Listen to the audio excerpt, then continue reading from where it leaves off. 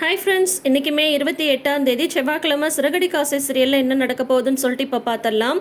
ஏற்கனவே இந்த மனோஜோட கடையில் வாங்கின ஏசியை வந்துட்டு ஸ்ருதியோட அம்மா இங்கே வீட்டுக்கு அனுப்பி முத்து அதை திருப்பி அனுப்பி உடனே வாசுதேவன் ஒரு ஐடியாவை கொடுத்து இப்போ அந்த பிரச்சனை வந்து வீட்டில் வந்து நல்ல ஒரு பூதாகரமாக வெடிச்சிடுச்சு.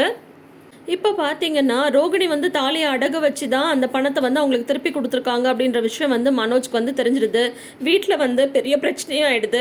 இந்த மாதிரி வந்து அவங்க வந்து எவ்வளோ ராசியாக இருக்கணுன்றதுக்காக அவங்க கையால் முதல் பிஸ்னஸ் வந்து பண்ணாங்க. இப்போது நீங்கள் பண்ண வேலையால் அந்த முதல்ல விற்ற அந்த பொருள் வந்து மறுபடியும் எங்கள் கடைக்கே வந்துடுச்சு. நீங்கள் வந்து இப்படி வேணும்னே தான் பண்ணியிருக்கீங்க அப்படின்ற மாதிரி சொல்கிறாங்க. அதை பாரு, இந்த மாதிரிலாம் நான் எதுவும் யோசிக்கவே இல்லை. அன்றைக்கே இந்த ஏசியை வந்து அனுப்புகிறேன்னு சொன்னப்போ அப்பா வந்து வேண்டான்னு சொல்லிட்டாரு. அவங்க வேணான்னு சொன்ன பொருளை அவங்க எப்படி மறுபடியும் இந்த வீட்டுக்கு வந்து அனுப்பலாம்? அப்பாவை கேட்டுட்டுலாம் அனுப்பியிருக்கணும். அந்த பொருள் மறுபடியும் இந்த வீட்டுக்குள்ளார வந்தால் எங்கள் அப்பாவுக்கு என்ன மரியாதை இருக்குது அப்படின்ற மாதிரி முத்து வந்து சொல்கிறாங்க. உடனே வந்து பார்த்தீங்கன்னா விஜயா வந்து பார்த்தீங்களா அவன் எப்படி பேசுகிறான்னு பார்த்தீங்களா, இப்போ அந்த சம்மந்தி அம்மா கொடுத்ததை திருப்பி கொடுத்ததுனால அவங்க வந்து எவ்வளோ வருத்தப்பட்டிருப்பாங்க அப்படின்றத உடனே ரோகிணி வந்து பயங்கரமாக ஏற்றி விடுறாங்க. ஆமாம் ஆண்டி, அவங்க ரொம்ப வருத்தப்பட்டாங்க, மனசு உடஞ்சி போய் பேசினாங்க. அதனால தான் நானும் சரின்னு சொல்லிட்டு பணத்தையும் திருப்பி கொடுத்தேன். ஆனால் அவங்க வந்து ரொம்ப ஃபீல் பண்ணாங்க. இவர் வந்து அவங்கள ரொம்ப இன்சல்ட் பண்ணுற மாதிரி பேசியிருக்காரு அப்படின்ற மாதிரிலாம் சொல்கிறாங்க. உடனே ஸ்ருதி வந்து பார்த்தீங்கன்னா எங்கள் அம்மா எனக்கும் கால் பண்ணி சொன்னாங்க அப்படின்ற மாதிரி அவங்க வந்து சொல்கிறாங்க. போச்சு போச்சு, இனிமேல் நான் சம்மந்தி அம்மா முகத்தில் எப்படி முழிப்பேன், எல்லாம் போச்சு. பார்த்தீங்களா இவன் என்ன வேலை செஞ்சு வச்சுருக்கான் பார்த்தீங்களா, எனக்கு தெரியுங்க, இவன் வேணும்னே தான் இப்படி பண்ணியிருக்கான் அப்படின்றாங்க. உடனே வந்து ரோகிணி சொல்கிறாங்க, ஆமாம் அன்றைக்கி வந்து இவர் மீனா வந்து மிக்சி வாங்க போனாங்கல்ல, அதை நீங்கள் வேணான்னு தடுத்துட்டு தானே ஆண்டி வந்து அவங்கள வந்து ஏசி வாங்க வச்சிங்க. அந்த ஒரு கோவத்தில் தான் அவங்க வந்து இப்படி பண்ணிட்டாங்க அப்படின்ற மாதிரி வந்து சொல்கிறாங்க. உடனே முத்து வந்து சொல்கிறாரு, இந்த மாதிரிலாம் நான் யோசிக்கவே இல்லை, அதெல்லாம் எனக்கு எதுவும் தோன்றது கூட கிடையாது, அந்த விஷயத்தை நான் அன்றைக்கே மறந்துட்டேன். ஆனால் அதை வச்சு இப்போ நீ ஒரு பஞ்சாயத்து பண்ணிட்டு இருக்க பாரு, இதுதான் ரொம்ப நல்லா இருக்கு. அப்போ எங்கள் அப்பா வந்து யார் வேணால் அவமானப்படுத்தலாம் அப்படிதானே அப்படின்ற மாதிரி வந்து சொல்கிறாங்க. உடனே வந்து பார்த்தீங்கன்னா மனோஜ் வந்து வேணும்னே தான் நீ இப்படி பண்ணியிருக்க, நான் வந்து தொழிலில் நல்லா வரக்கூடாதுன்றதுக்காகவே என்னோட முதல் வியாபாரத்தை பண்ண பொருளை வந்து நீ திருப்பி வர்ற மாதிரி பண்ணியிருக்க அப்படின்ற மாதிரி சொல்கிறாங்க. உடனே ரவி வந்து சொல்கிறாங்க, தோப்பார் முத்து, நீ வந்து அந்த ஏசியை திருப்பி அனுப்புனது வந்து கூட தப்பு கிடையாது. ஆனால் நீ வந்து ஒன்று என்கிட்ட ஸ்ருதி கிட்ட கேட்டிருக்கணும், இல்லைன்னா அப்பா அம்மாட்டையாவது வந்து கேட்டிருக்கணும். யார்கிட்டையும் கேட்காம நீ தனியாக முடிவெடுத்தது தான் தப்பு அப்படின்ற மாதிரி வந்து ரவி சொல்கிறாரு. என்னடா நீயும் அவங்களோட சேர்ந்துட்டே அப்படின்றாங்க. இல்லைடா, இந்த விஷயத்தில் நீ பண்ணது தப்பு தான், நம்ம வீட்டுக்கு தான் வந்திருக்கு. ஆனால் அது வந்து நான் ஒரு வார்த்தை கூட அப்பாட்ட கூட கேட்காம நீ எப்படி இந்த மாதிரி திருப்பி அனுப்பலாம் அப்படின்ற மாதிரி எல்லாரும் ஒன்றா சேர்ந்துடுறாங்க. மீனா வந்து சப்போர்ட்டுக்கு பேசும்போது இதெல்லாம் வந்து ஏற்றி விடுறதே நீ தான் அப்படின்ற மாதிரி சொல்கிறாங்க. நான் என்னத்தை பண்ணேன் அப்படின்ற மாதிரி வந்து மீனா சொல்கிறாங்க. உடனே பார்த்தீங்கன்னா மனோஜ்க்கும் முத்துக்கும் வந்து அடிதடி வரைக்கும் போயிடுது. உடனே அண்ணாமலை வந்து திட்டுறாரு, இந்த வீட்டில் நான் ஒருத்தர் இருக்கேன்றது உங்களுக்கு தெரியுதா இல்லையா, நீ பண்ணது தப்பு தான் முத்து அப்படின்ற மாதிரி வந்து அண்ணாமலையுமே வந்து சொல்லிடுறாரு.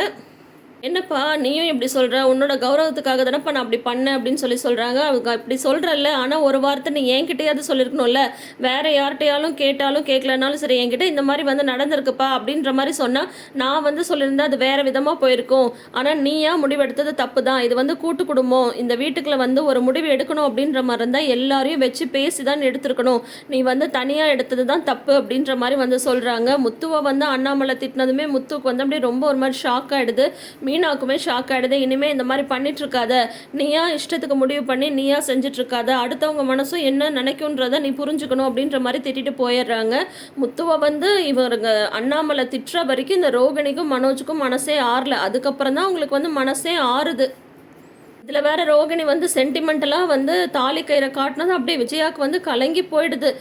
என் பருமக வந்து வெறும் தாலி கயிறோடு இருக்கணுமா, இந்த மாதிரி செயின் இல்லாமல் அவளை பார்த்தா அவங்க அப்பா வந்து என்ன நினைப்பாங்க அப்படி இப்படின்னு வேறு பேச ஆரம்பிச்சிடுறாங்க. உடனே அண்ணாமலை சொல்கிறாரு, இத்தனை நாளாக மீனாவும் கழுத்தில் தாலி செயின் இல்லாமல் தானே இருக்கா அப்படின்னதும் அவளும் இவளும் ஒன்றா, இவன் எவ்வளோ பெரிய இடம், இப்போ நான் என்ன பதில் சொல்வேன், நாளைக்கே சம்மந்தி வந்து கேட்டால் நான் என்ன சொல்கிறது அப்படி இப்படின்னு சொல்லிட்டு இருக்காங்க. அதுக்கப்புறம் வந்து போதும் இந்த பிரச்சனை இதோட விடுங்க அப்படின்ற மாதிரி சொல்லிடுறாரு அண்ணாமலை வழக்கம் போல. அதுக்கப்புறம் வந்து பார்த்தீங்கன்னா கிச்சனில் வந்து மீனா இருக்காங்க, முத்து வந்து உட்காந்துட்ருக்காரு.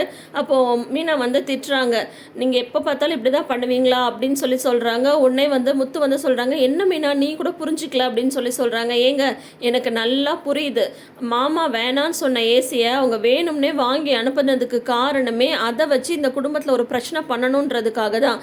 இப்போ வந்து அவங்க நினச்ச மாதிரியே அவங்க என்ன பண்ணிட்டாங்க, ஒன்று அந்த ஏசி நீங்கள் வேணான்னு சொன்னதும் அவங்க பேசாமல் வீட்டிலையே வச்சுருந்தா இந்த பிரச்சனையே வந்திருக்காது. ஆனால் என்னன்னா அதை வேணும்னே ரோகிணி வீட்டுக்காரரோட கடைக்கு வந்து கொண்டு போய் திருப்பி கொடுத்து அண்ணன் தம்பிக்குள்ளார பிரச்சனை வரணுன்றதுக்காகவே அவங்க வந்து பண்ணியிருக்காங்க. ஏற்கனவே மண்டபத்தில் வந்து அந்த பிரச்சனை வந்தப்போ ஸ்ருதியும் ரவியும் அவங்க வீட்டுக்கே கூட்டிகிட்டு போயிடணுன்றது தான் அவங்களோட பிளானு.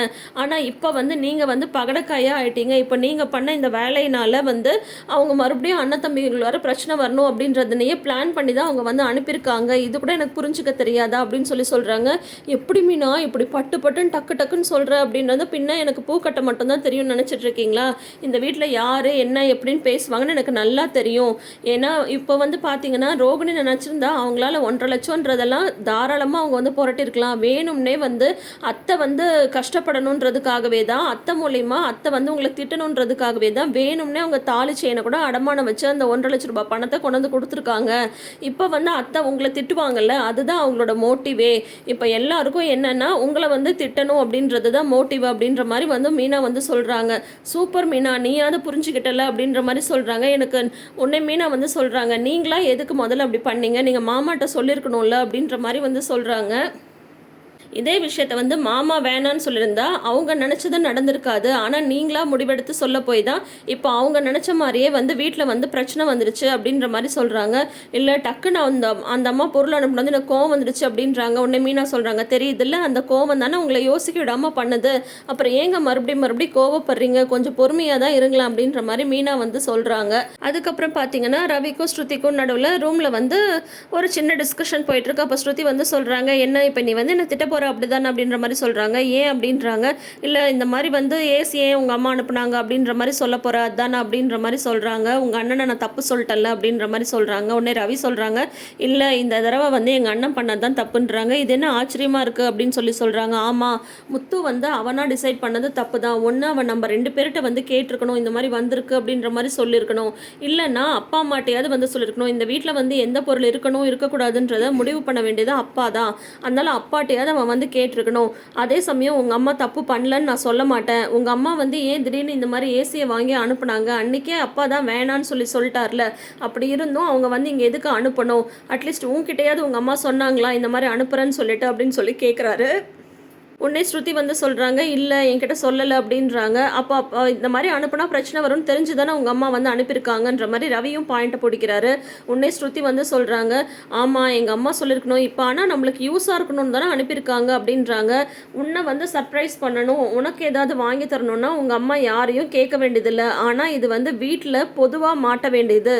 வீட்டுக்கு பொதுவாக ஒரு விஷயம் வருதுன்னா அது வந்து எங்கள் அப்பாவை வந்து கேட்காம அது வந்து செய்யக்கூடாது. இப்போ உனக்கோ எனக்கோ வந்து சொல்லியிருந்தாங்கன்னா நம்ம வந்து அதை வீட்டில் வந்து டிஸ்கஸ் பண்ணியிருக்கலாம். ஆனால் அவங்க எதுவுமே சொல்லாமல் அவங்களாம் அனுப்பிச்சது தான் தப்பு அப்படின்ற மாதிரி வந்து சொல்கிறாங்க. உடனே வந்துட்டு ஸ்ருதி வந்து நீயா இப்படி பேசுகிற அப்படின்னு சொல்கிறாங்க. இதை நீ ஏன் எல்லாரும் முன்னாடியும் சொல்லலை அப்படின்னு சொல்லி கேட்குறாங்க ஸ்ருதி. உடனே வந்து சொல்கிறாங்க, அதோ பாரு நீ வந்து என்னோட ஒய்ஃப், இந்த விஷயத்தை நான் எல்லாரும் முன்னாடி சொல்லியிருந்தா உனக்கு ஒரு மாதிரி எம்பாரசிங்காக போயிருக்கும், தர்ம சங்கடமாக இருக்கும், என்னடா இப்படி ஆயிடுச்சே, நம்மளால ஒரு பிரச்சனை வந்துருச்சேன்ற மாதிரி தெரிஞ்சிருக்கும். அந்த இடத்துல உன்னை விட்டு கொடுக்கக்கூடாதுன்னு நினச்சேன், அதனால தான் இப்போ உன்கிட்ட தனியாக வந்து சொல்கிறேன் அப்படின்ற மாதிரி ரவி வந்து சொல்கிறாங்க. நீ இப்படி சொல்லுவேன் நான் எதிர்பார்க்கவே இல்லை, ஏன்னா எல்லா சுச்சுவேஷன்லையும் வந்து நீ உன் ஃபேமிலிக்கு தானே சப்போர்ட் பண்ணியிருக்க அப்படின்னு சொல்கிறாங்க. உடனே வந்து ரவி வந்து சொல்கிறாரு, அன்றைக்கி மண்டபத்துலேருந்து நீ புரிஞ்சிக்காமல் கோச்சிட்டு வந்தப்போ கூட அதுக்கப்புறம் தப்பு உங்கள் அப்பா மேலே தான் இருக்குன்னு சொன்னது, நீ வந்து என் ஃபேமிலியை விட்டு கொடுக்காம தானே இருந்த. அப்படி இருக்கும்போது இந்த மாதிரி ஒரு சுச்சுவேஷனில் நான் எப்படி உன்னை விட்டு கொடுக்க முடியும் அப்படின்ற மாதிரி ரவி சொல்கிறாரு. உடனே ஸ்ருதி வந்து ரொம்ப ஹாப்பி ஆயிடுறாங்க. என் ஃப்ரெண்ட்ஸ் எல்லாம் சொல்லியிருக்காங்க நிறைய விஷயத்தில் வந்து அவங்க ஹஸ்பண்ட் எல்லாமே அவங்க ஃபேமிலிக்கு தான் சப்போர்ட்டாக இருக்காங்கன்னு சொல்லிட்டு, ஆனால் நீ வந்து இந்த மாதிரி ஒரு கிரிட்டிக்கலான சுச்சுவேஷனில் எனக்கு சப்போர்ட்டாக இருந்தது, நம்ம 2 பேருக்குள்ளார இந்த அண்டர்ஸ்டாண்டிங் இருந்தால் மட்டும் போதுன்ற மாதிரி எனக்கு தோணுது அப்படின்ற மாதிரி ஸ்ருதி வந்து ரொம்ப ஹாப்பி ஆகிடுறாங்க. இப்போ பார்த்தீங்கன்னா விஜயா வந்து, ஏங்க இந்த வீட்டில் வந்து நீங்கள் வந்து இங்கே தான் இருக்கீங்களா இல்லை சும்மா வந்துட்டு போயிட்டுருக்கீங்களா கெஸ்ட் மாதிரி அப்படின்றாங்க. இப்போ உனக்கு என்ன பிரச்சனை அப்படின்றாரு அண்ணாமலை. உடனே வந்து உங்கள் பையனால் இந்த வீட்டில் என்னெல்லாம் பிரச்சனை வருது பார்த்தீங்களா, இதுக்கு தான் சொன்னேன் அவங்க 2 பேரும் இங்கே இருக்க வேணான்னு சொல்லிட்டு, இவ தான் வந்து ஸ்க்ரூ கொடுத்து ஏற்றி விட்டு முத்துவை இந்த மாதிரிலாம் பண்ண வைக்கிறா, இனிமேல் இவங்க இந்த வீட்டிலேயே இருக்கக்கூடாதுன்றாங்க. என்ன நீ மறுபடியும் ஆரம்பிச்சிட்டியா, ஏற்கனவே அவங்க வந்து ஹாலில் தான் படுத்து தூங்கிட்டு இருக்காங்க, அதுவும் உனக்கு பொறுக்கலையா அப்படின்ற மாதிரி வந்து அண்ணாமலை வந்து சொல்கிறாங்க. உடனே விஜயா சொல்கிறாங்க, நான் என்ன சொன்னாலும் நீங்கள் வந்து கேட்க போகிறதில்ல, உங்கள் 2 பேரையும் வீட்டை விட்டு அனுப்ப போகிறதில்ல. ஆனால் இப்போ ரோகிணி வந்து வெறும் மஞ்ச கைத்தோடு நிற்கிறாள்ல, இப்போ நம்ம என்ன பண்ணுறது, அதை பார்க்கும்போதே கஷ்டமாக இருக்குல்ல அப்படின்ற மாதிரி சொல்கிறாங்க. உடனே வந்துட்டு ரோகிணிக்கு வந்து ஒரு இது தாலி செயின் வாங்கியே ஆகணும் அப்படின்றாங்க விஜயா. உடனே அதுக்கு அண்ணாமலை சொல்கிறாரு, அது வந்து மனோஜோட வேலை அப்படின்ற மாதிரி சொல்கிறாங்க. என்னால் வந்து அவளை வெறும் தாலி கயிறோடலாம் பார்க்க முடியல அப்படின்னு சொல்கிறாங்க. உடனே அண்ணாமலை சொல்கிறாங்க, ஏன் இத்தனை நாளாக மீனா வந்து வெறும் மஞ்ச கயிறை தானே கட்டிகிட்டு இருக்கா, அப்போல்லாம் உனக்கு கஷ்டமாக இல்லையா அப்படின்ற மாதிரி கேட்குறாங்க.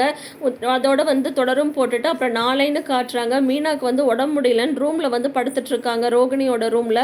உடனே பார்த்தீங்கன்னா இந்த விஜயா வந்து இல்லாத ஆட்டம் போடுறாங்க. நீ என்ன பெரிய இதுவா, விஐபியா, உடம்பு சரியில்லைன்னதும் உனக்கு வந்து விஐபி ரூம் தான் கேட்குதா, நீ எல்லாம் ஜென்ரல் வார்டில் இருக்க வேண்டியது தானே, முதல்ல வெளியில் வான்னு மீனாவை தரதரன்னு இழுத்துட்டு வெளியில் வராங்க. அப்போ முத்து வந்து கரெக்டாக வந்துடுறாரு. முத்துவை பார்த்ததுமே விஜயாவுக்கு வந்து டக்குன்னு முகமே மாறி போயிடுது. அதோட இன்னைக்கு எபிசோட வந்து முடிச்சிருக்காங்க. ஸோ இனி அடுத்தடுத்து என்ன நடக்க போகுதுன்றதை வெயிட் பண்ணி பார்த்து தெரிஞ்சுக்கலாம். தொடர்ந்து வீடியோஸ்க்கு நம்ம சேனலை இப்போயே சப்ஸ்கிரைப் பண்ணிக்கோங்க. பக்கத்தில் இருக்கிற நோட்டிஃபிகேஷன் பெல் ஐக்கானில் ஆல் சிம்பிள் கிளிக் பண்ணிக்கோங்க. தேங்க்யூ.